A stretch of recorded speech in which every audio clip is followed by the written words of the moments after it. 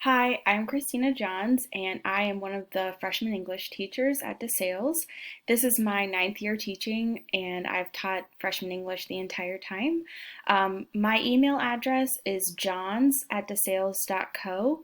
Johns, Johns. If you ever have any questions, please feel free to reach out to me via email. If it's something that we need to talk about in further detail, I am more than willing to meet with you on a Zoom or Google Meet later after school someday.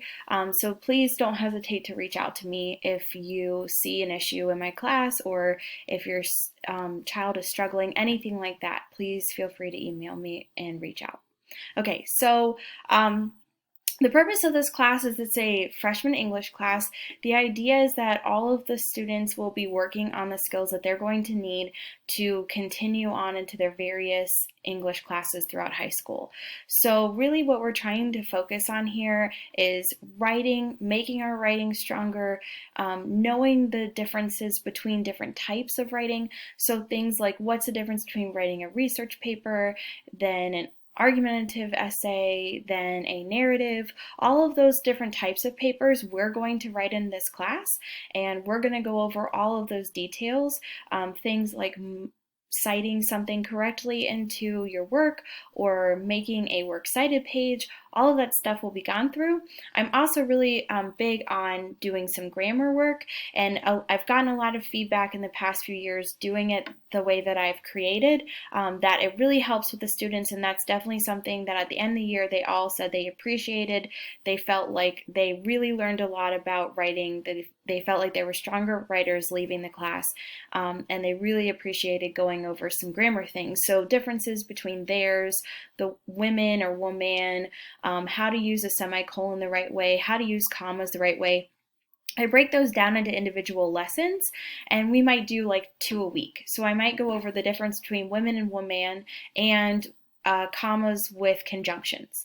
And then that week we would focus on that every single day in class or for some of our people virtually, and then we'll go over all of those answers so that students can kind of see like, okay, I know the difference between women, woman, but I don't know how to use a comma with conjunction yet. I'm still working on it. And then on Friday, I give them a very short little mini quiz. Since of all the switching, it'll probably be Thursday for the first half of the alphabet. They'll get their quiz. But it's all just kind of practice. And then after a few weeks, I might do a combination of several different lessons all together in a bigger quiz. But again, with a week of practicing all of those skills before. And the students have said this really helped them. They actually understand things. They're not confused by these grammar lessons anymore, and they actually are using them in their papers and in their writing. So I definitely think that's something that we're going to be going through. We also read several novels. I'm not sure exactly which ones will for sure get through this year, but I like to read Of Mice and Men, To Kill a Mockingbird, Fahrenheit 451, Romeo and Juliet, and we added a new one, Farewell to Manzanar. Currently, we're going to start working with To Kill a Mockingbird. We're thinking about the history, where this book is in time, what was going on in the United States at that time, and then we're going to jump into really reading the book and start to analyze that. I also have Membean. Membean is our vocabulary. That's what we use. I do Membean weeks every other week. It's going to start September 21st that week. Essentially, my expectations are that the students get 60 minutes logged into membean.com, Membean. It's a place for us to kind of work on our vocabulary and strengthen that, and it goes at the students' pace. So they're able to work on words that they're struggling with and not just the whole class is working on the same list of words. And it will work on it with them until they really have a good sense of what that word is and they can remember it. And if there's some words that they see that they already know, it's not going to ask them as many questions about those words because they already know them. My expectation is that by class time on Friday, whether you're in school or not, you've got those 60 minutes done. Then you're going to take a quiz. Altogether, Membeing costs 45 points in my class every time we do it, which is every other week. So 30 points for the 60 minutes they did and 15 points for the 15 question quiz that they take on Fridays. This is a really big thing. The students really need to make sure that they do it, that they actually complete it. It is something that I've seen a lot of students, their grade has dropped a lot because they've got that 0 in there. So really reiterate that with your child. Make sure that they're getting that done. I don't do it on weeks that we aren't in school for the whole week. So like the week before Thanksgiving, if that was supposed to be a Membeing week, we would skip it and do the week after or something like that, because I expect them to get 60 minutes done. I want them to have all 5 days to do that. A couple more things about my class.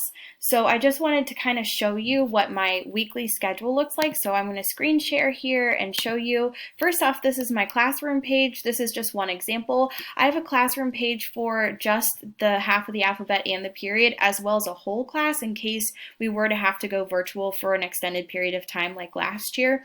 I could shut these down and open up the whole class.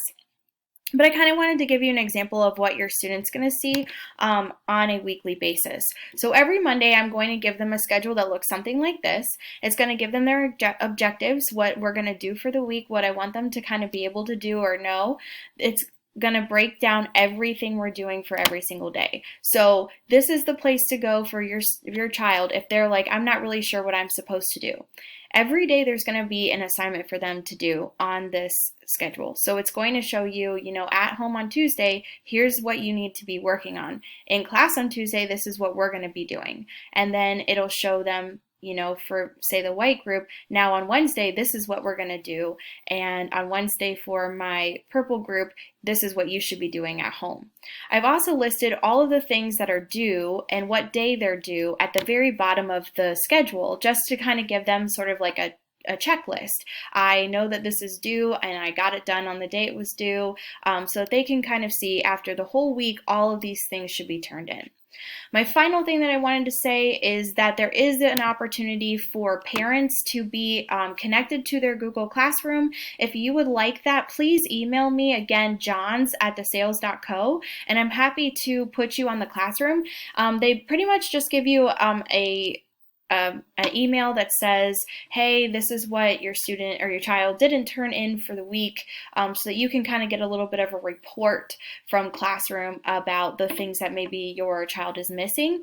You will get an email once I've put your email into Classroom saying, would you like to join? So just be on the lookout for that if you want it, and you've contacted me, be on the lookout for that and then accept your invitation. Okay, thank you so much, and I'm really excited for this school year.